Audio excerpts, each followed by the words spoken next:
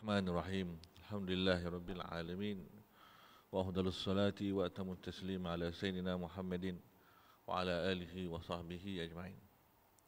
Yang berusaha pengurusi majlis akhuna saudara Ustaz Mafiz yang dimuliakan dan dihormati Fadilatul Syekh Al-Habib Ali bin Zainal Abidin Al-Hamid, seterusnya para asatidzah, wabil khusus Ustazuna Dr. Said Syahrizan yang sekali lagi bersama dengan Al-Fakir untuk meneruskan usaha yang diamanahkan oleh Allah Subhanahu wa taala. Alhamdulillah, syukur kepada Allah Subhanahu wa taala, sebagaimana yang kita dianjurkan oleh Nabi sallallahu alaihi wasallam untuk memuji Allah Subhanahu wa taala pada setiap keadaan. Maka Al-Fakir mengucap alhamdulillah atas apapun niat yang ada, sama ada ianya suatu kebaikan ataupun musibah, kita pun tidak tahu.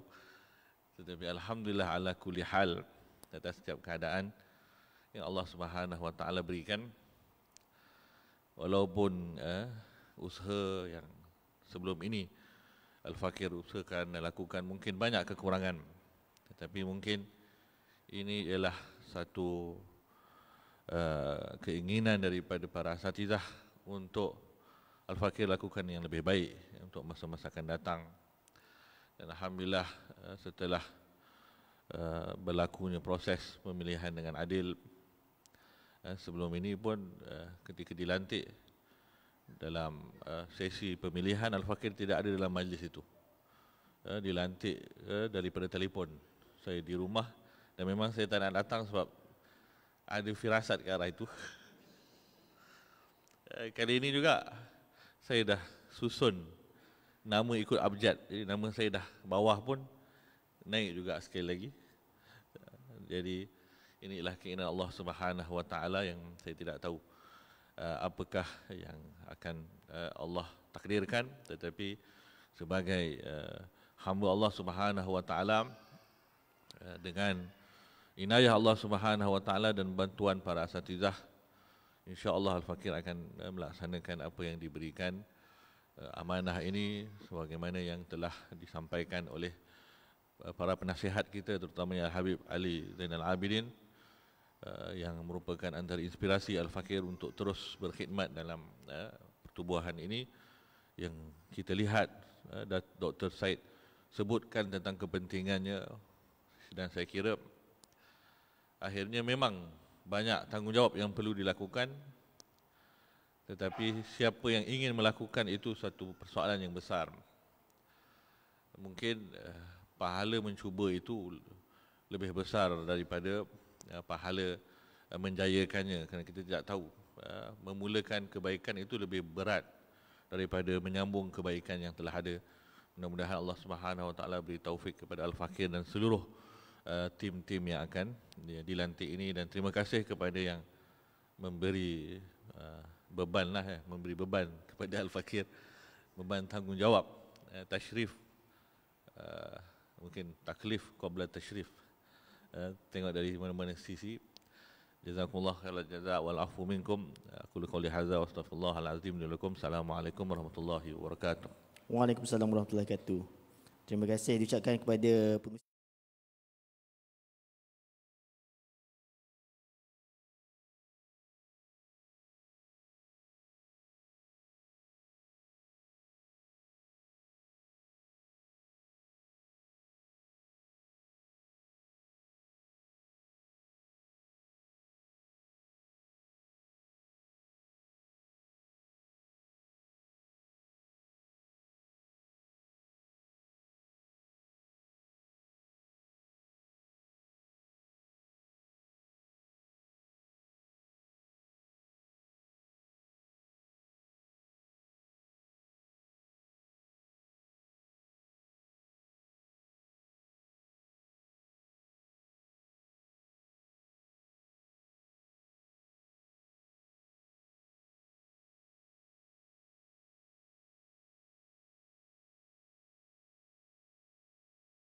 membentuk Islami ini. Jadi untuk tidak melengahkan masa, tiba kita pada acara kemuncak kita pada petang ini, iaitu ucapan yang akan disampaikan oleh Al-Habib Ali Zainal Abidin Al-Hamid, penasihat Islami kebangsaan. Majlis dengan segala hormat yang menjemput Al-Habib untuk naik ke pentas menyampaikan ucapannya.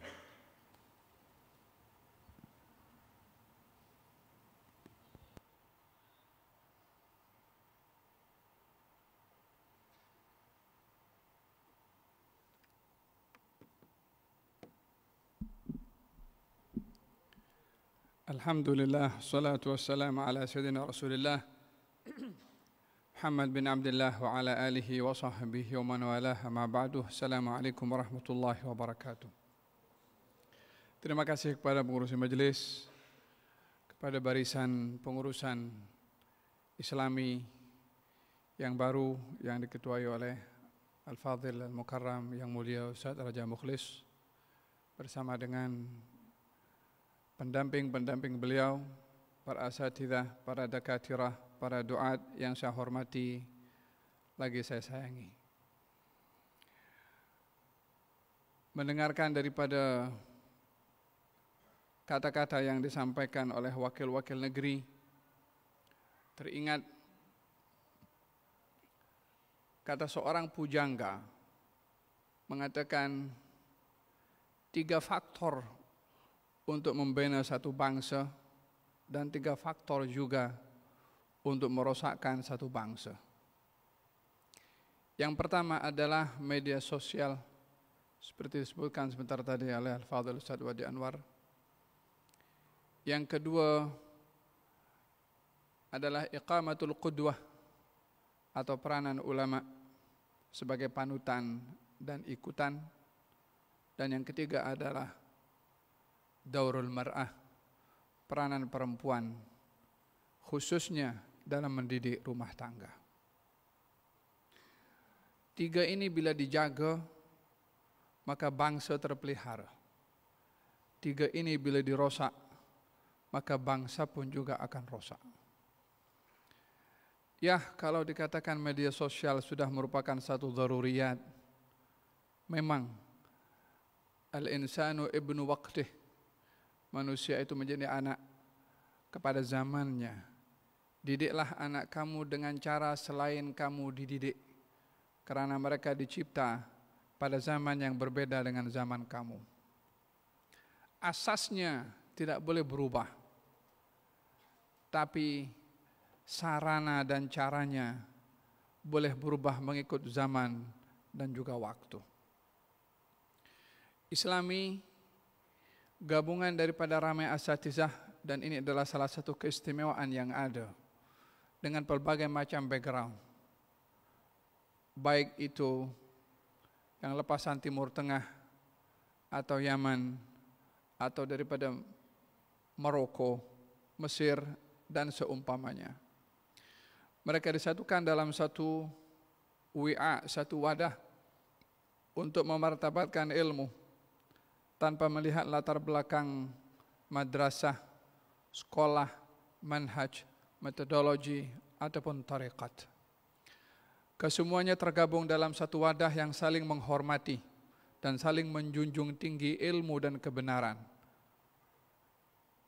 Oleh sebab yang demikian, dikatakan kenalilah kebenaran, maka kamu akan mengenali orang-orang yang benar. La yu'raful haqqu birrijal wa inna la yu'raful haqqu birrijal wa innama yu'rafur rijalu bil haqq. Ta'arraf ilal haqq ta'rif ahlahu.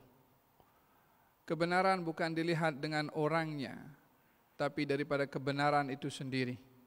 Kalau kamu kenal kebenaran, kamu kenal kepada orang-orang yang benar. Walaupun ini dalam satu sudut, dan sudut yang lain pun perlulah kita mengenali kebenaran melalui orang-orang yang benar daripada sudut yang berbeza, karena kedua-duanya mempunyai dimensi tersendiri. Oleh sebab itu, Islami mestilah kekal dengan kepelbagaian madrasah dan kepelbagaian latar belakang metodologi pembelajaran, dan tetap menjunjung ilmu walaupun daripada siapapun. Khudhil hikmata walau min ayyi wi'ain kharajat, ambillah hikmah walaupun keluar daripada sesiapapun juga. Kedudukan kita di dalam Islami sebagai duat atau al-mutasyabbih bid-duat adalah memainkan peranan penting di masyarakat, khususnya masyarakat tanpa sepadan zaman kita sekarang, karena apa yang berlaku di tempat ini, di mana saja orang boleh menyaksikan dengan TikTok, sebagaimana dikatakan oleh Ustaz Wadi Anwar sebentar tadi. Jadi tidak ada lagi ruangan yang tertutup untuk kita berinteraksi dengan masyarakat di luar sana. Oleh sebab itu, perlulah kita sebagai para duat memainkan peranan penting. Yang pertama, sebelum kita memainkan peranan penting di tengah-tengah masyarakat, adalah memainkan peranan penting sesama kita. Dikatakan oleh syair atau dinisbahkan ini kata-kata kepada Sufyan Ats-Tsauri. Katanya, ya rijalil ilmi ya milhal balad, man yuslihul milha idzal milhu fasad.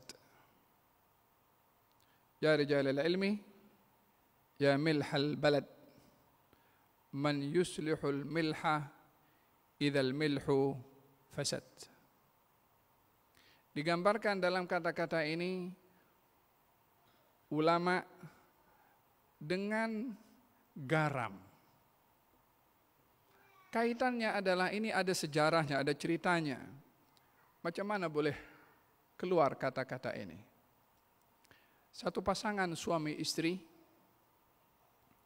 ketika berlaku permasalahan di wilayahnya, terpaksa pasangan suami istri ini berhijrah ke tempat lain untuk mengelak daripada masalah yang berlaku di wilayahnya.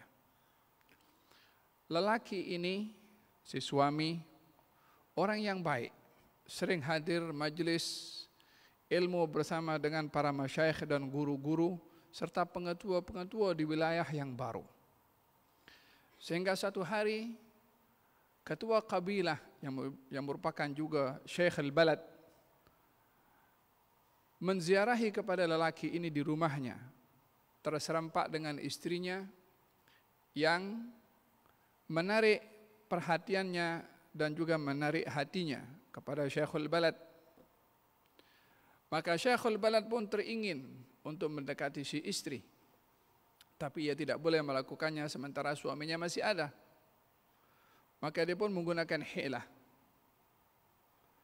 Hilahnya suaminya dihantar pergi jauh untuk pergi satu tujuan, diperintahkan oleh Syekhul Balad dengan tujuan semasa suami bermusafir, Syekhul Balad akan datang ke rumah si lelaki ini. Dihantarkan selama 3 hari. Hari pertama ketika sudah berangkat bersama dengan rombongan, Syekhul Balad datang ke rumah si lelaki ini untuk mendekati istrinya. Ketika ditanya, ketuk pintu, ditanya oleh istrinya, siapa? Katanya Syekhul Balad. Kata si istri, lelaki itu mengatakan, apa gerangan datang di waktu malam-malam? Katanya, saya ternampak kepada awak dan saya suka kepada awak. Perempuan itu mengatakan, kamu boleh melakukan apa saja kalau kamu boleh jawab teka-teki yang saya kasih. Gal apa teka-tekinya? Katanya, qabla an yajifal lahm yarushuna alaihi al-lahm. Yarushuna al-lahma bil milh. Sebelum daging itu bau, maka perlu dikasih garam supaya daging itu tahan lama, supaya sedap dan masak. Man yuslihul milha idzal milhu fasad. Tapi kalau garamnya rosak, siapa yang boleh kasih betul garam ini supaya dagingnya tidak rosak? Apa maknanya? Kata Syekhul Balad mengatakan, kasih masa untuk pikir. Dia pun nak tanya arti ini kepada orang lain, dia pun guna helah juga. Sebab tujuan nak jawab soalan itu supaya dia boleh mendekati kepada perempuan itu. Falhasil dia tanya kepada murid-muridnya. Murid-muridnya pun jawab macam ni, macam tu, tak memuaskan jawaban itu. Sampailah seorang daripada anak muridnya itu yang tahu tapi enggan untuk menjawab. Sampailah Syekhul Balad itu perintahkan untuk kembali masing-masing ke tempatnya, kecuali seorang ini tak balik. Katanya, kenapa kamu tidak balik setelah aku perintahkan? Wahai Syekh, saya tahu jawaban apa yang Syekh tanya tadi. Apa jawabannya? Saya sedar kalau daripada apa yang dikatakan oleh Syekhul Balad tadi terkait dengan si perempuan ini dan begini dan begitu. Terkejut Syekhul Balad, macam mana kamu boleh tahu? Ya, disebabkan karena perempuan tadi itu ketika mengatakan kepada Syekh dengan soalan tadi, perempuan itu ingin menghormati Syekh dan tidak dipermalukan. Kalau bagaimana itu? Katanya yang dimaksudkan daripada daging dikasih garam untuk tidak rosak, dan kalau garamnya rosak, siapa yang nak kasih perbaiki itu garam? Yani kalau garamnya rosak, diletakkan pada daging itu akan semakin busuk. Jadi bukan garamnya menjadi penyedap kepada daging, tapi akan menjadi perosak. Karena kasih betul atau kasih baik dulu garamnya sebelum diletakkan pada dagingnya. Tapi kalau garamnya rosak, siapa yang boleh bagi? Maka dikeluarlah kata-kata, ya rijalil ilmi, ya milhal balad, man yuslihul milha, idal milhu fasad. Yani orang-orang yang berilmu dan berdakwah ini, kalau dia rosak, sementara kedudukan orang-orang berilmu itu adalah penyelamat kepada masyarakat. Kalau pendakwahnya rosak, siapa yang nak kasih betul, sementara tugas pendakwah itu untuk membetulkan orang. Jadi yang perlu untuk kita hadapi, khususnya melalui platform Islami ini sendiri, adalah islah dzatil bain.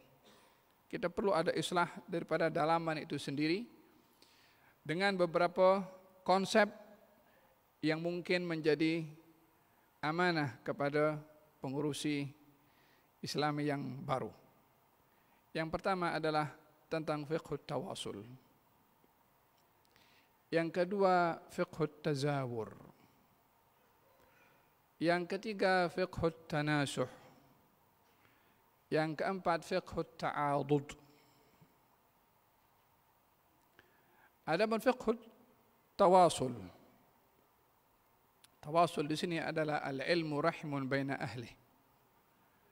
Kita mesti bersilaturahim dengan orang-orang berilmu yang lainnya, apapun madrasahnya, daripada manapun asalnya, baik secara tazawur jasadi atau tazawur rasaili, pun bahagian daripada tazawur. Katanya syajaratul mahabbah tusqa bima'it tazawur. Pokok kasih sayang itu akan menjadi basah dan subur dengan adanya saling ziarah menziarahi. Of course dengan tawasul, of course. Kita melihat dalam hal ini sejarah para sahabat radhiyallahu anhum wa ardhahum, hatta sejarah para tabi'in dalam konsep tawasul al-ilmi.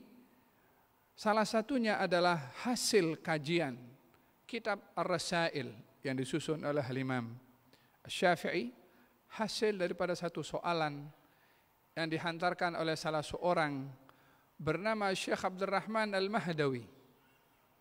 Hantarkan surat kepada Imam Syafi'i untuk menulis satu kaidah dalam ilmu fiqh, maka disusunlah satu kitab yang dinamakan Ar-Risalah dalam usul fiqh. Itu berpunca daripada surat yang dihantar oleh seorang kepada Imam Syafi'i, tawasul. Al-Imam Ahmad bin Hashim Al-Habashi pernah datang dan menulis surat kepada Imam Abdullah bin Abdul Haddad meminta nasihat ditulis satu kitab namanya Risalatul Muawanah wal Mu'azarah, hasil daripada satu surat atau satu permintaan atau satu tawasul daripada seseorang alim kepada orang alim. Ini yang perlu ada antara kita sesama asatidzah, tawasul ilmi, tabadul ilmi, saling ada mengambil manfaat daripada kelebihan yang ada pada yang lainnya akan ilmu tersebut. Yang kedua adalah tazawur. Kalau kita melihat dalam sejarah para sahabat radhiyallahu anhum ardhahum tentang tawasul tadi, Al-Imam Al-Laits ada berhubung dengan Al-Imam Malik alaihi ridwanullah, Al-Imam Ahmad berhubung dengan Al-Imam Syafi'i. Falhasil ini sunnatut tawasul mulai daripada zaman sahabat, tabi'in dan seterusnya. Yang perlu kita ihya di dalam kalangan kita Islami adanya at-tawasul dan juga at-tazawur. Sayyiduna Abu Darda yang berada di Syam didatangi oleh salah seorang sahabat Nabi daripada Madinah dan mengatakan, saya datang daripada Madinah karena saya dengar kamu mendengar satu hadis daripada Rasulullah yang saya belum dengar langsung daripada kamu. Matanya mungkin sudah dengar, tapi tidak mendengar langsung daripada orang yang mendengar daripada Rasulullah sallallahu alaihi wasallam. Ditempuh perjalanan daripada Madinah pergi ke Syam hanya untuk mendengarkan satu hadis. Hal yang sedemikian saya yakin para asatidzah banyak mendengar dan membaca betapa pentingnya at-tazawur dengan orang-orang yang berilmu untuk mengambil ilmu daripada mereka dan tidak merasa rendah diri atau segan atau malu untuk bertanya atau meminta ijazah ataupun nasihat daripada orang yang berilmu. Yang ketiga adalah fiqhut tanasuh, sebagaimana saya katakan tadi. Rasa sayang sesama asatidzah wajib. Rasa hormat pun wajib. Hanya bila sampai rasa sayang dan hormat sampai kepada peringkat segan untuk menegur bila asatidzah salah atau tergelincir atau tak sengaja, maka rasa segan menegur rasanya bukan satu sikap yang elok untuk seseorang malu menegur kawan kita bila tersasur atau tersilap atau tergelincir. Hanya di dalam cara menegur, dan kita nak guna istilah membudayakan tegur menegur yang baik, an-naqdul banna, yakni kritikan yang membangun, kritikan yang meningkatkan kualiti seseorang itu, kritikan yang sayang. Sayyidina Umar diziarahi oleh Sayyidina Salman Al-Farisi. Katanya, ya Salman, nasihati saya. Kata Salman, u'dzurni ya Amiral Mu'minin. Segan nak tegur kepada Sayyidina Umar bin Khattab karena gairahnya Sayyidina Umar bin Khattab. Kata Sayyidina Umar mengatakan tak ada, ma fi udzur, labud, mesti nasihati. Wa in kan walabud, kalau mesti saya nasihat dan tegur kepada Amirul Mukminin, saya tegur dua perkara. Yang pertama, saya nampak Amirul Mukminin satu hari ganti 2 kali pakaian dan makan lauknya lebih daripada 1 lauk. Of course dalam hal ini bukan satu kesalahan orang berganti pakaian dalam 1 hari 2 atau 3 kali. Bukan merupakan satu kesalahan dalam makanan lebih daripada 1 lauk selagi ia tidak membazir. Tapi di sini adalah teguran bukan hanya kepada yang salah, tapi kepada untuk mengangkat kedudukan Sayyidina Umar sebagai Amirul Mukminin yang menjadi ikutan kepada orang lain, di mana mungkin perbuatan itu akan dilihat kurang sesuai di mata masyarakat, maka ditegur oleh Sayyidina oleh Salman Al-Farisi kepada Sayyidina Umar ibn Khattab. Dalam hal ini, kata ahli hikmah mengatakan, orang bila menampakkan kesilapan kamu, lebih baik daripada kamu melihat kepada arsy-Nya Allah Subhanahu wa taala. kalimat itu akan dilihat mubalaghah atau akan dilihat dengan cara memandang apapun juga. Intinya adalah menegur sahabat, memberitahu kekurangan sahabat adalah satu perbuatan yang sangat mulia dalam persahabatan itu sendiri, khususnya para duat. Hanya cara menegur yang saya sebutkan sebentar tadi adalah dengan cara yang berhikmah, mengelak teguran secara publik, dan juga dengan uslub yang ada lutuf dan juga al-lin yang boleh membuat seseorang yang ditegur terbuka hatinya untuk menerima. Yang terakhir adalah fiqh ta'adud.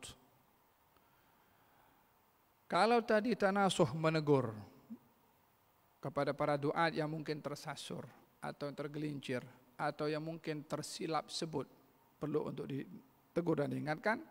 Kalau kita nampak kita punya sahabat yang lain maju, ada artikel yang ditulis, ada kejayaan yang dicapai, sokong, hantarkan tahniah, ucapkan artikel ini sangat bagus dan bermanfaat, puji. Tujuannya adalah ini adalah sokongan secara psikologi supaya orang yang berbuat kebaikan itu, bukankah dalam hadis Nabi Muhammad SAW kalau ada orang berbuat yang baik, ahsanta, ya kamu sudah banyak berbuat kamu sudah berbuat kebaikan, ahsanta, dipuji, itu bahagian daripada sokongan. Walaupun dalam bentuk doa pun juga, hal ini juga perlu untuk dilestarikan, subur antara kita pendakwah. Maka 4 perkara yang ingin saya sampaikan.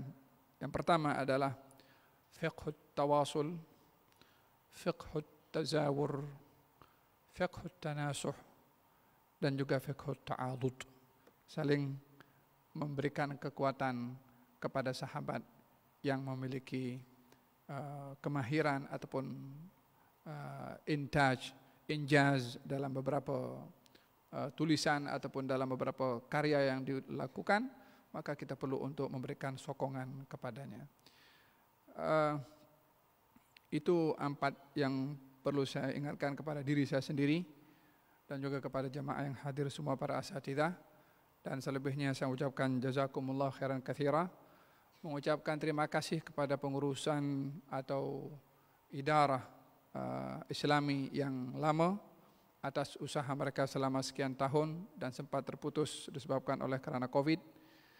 Ucapan terima kasih kepada mereka yang sudah berusaha untuk berbuat yang terbaik untuk Islami, dan ucapan tahniah kepada pengurusan yang baru. Dikatakan idza zadat tashrif zadat taklif. Semakin bertambah kemuliaan, semakin bertambah tanggung jawab. Untuk menggabungkan antara taklif dengan tashrif, supaya kalau lihat kepada taklifnya saja nanti kita merasa terbebani, maka diimbangi taklif dengan tashrif. Kalau melihat tashrifnya saja nanti lupa diri, diingatkan dengan taklif, maka tanggung jawab ini umpama burung dengan 2 sayap. Ya, sayap yang pertama sayap tashrif, sayap yang kedua adalah sayap taklif. Bila terlihat kita malas atau berat untuk berkhidmat, ingatkan kepada diri kita akan tashrif. Kalau kita melihat kepada ini peluang karena kedudukan, ingatkan kepada diri kita akan taklif. Dengan begitu akan seimbang burung terbang ke destinasinya. Kita berdoa mudah-mudahan pengurusan yang baru yang dipimpin oleh Al-Fadhil Ustaz yang mulia Ustaz Raja Mukhlis bersama dengan yang lainnya, Al-Fadhil Dr. Syahrizan Al-Attas, dan juga kepada Al-Fadhil yang mulia Ustaz Engku Fadhil, dan semua yang berkhidmat, mudah-mudahan Allah Subhanahu wa taala hantarkan al-madad, bantuan dan juga hidayah dan taufik kepada mereka, dan dijadikan mereka sebagai penyambung lidah Nabi Muhammad SAW dalam meneruskan amanah ballighu anni walau ayah. Dan mudah-mudahan Allah Subhanahu wa taala jadikan kita bahagian daripada orang-orang yang memiliki saham dalam berdakwah, walaupun hanya dengan 1 kalimat, yang dengan harapan satu kalimat ini menjadi saksi kebaikan kepada kita di barzakh dan juga di akhirat nanti, untuk memberitahu tentang satu ayat yang diperintahkan oleh Nabi sudah disampaikan. Ucapan terima kasih kepada pihak Yayasan Restu atau Nasrul Quran yang sudah menjadikan tempat pada hari ini. Lebih kurang daripada apa yang saya sampaikan, bila ada kata-kata yang kurang berkenan, saya mohon maaf sebesar-besarnya. Sesungguhnya nasihat itu adalah saya tujukan kepada diri saya sendiri. Mudah-mudahan Allah Subhanahu wa taala sentiasa bimbing kita dan perbaiki keadaan kita. Amin ya rabbal alamin. Hadza billahi taufik. Wassalamualaikum warahmatullahi wabarakatuh. Waalaikumsalam warahmatullahi wabarakatuh. Terima kasih Al-Habib Ali Zainal Abidin, dan mohon Habib Ali untuk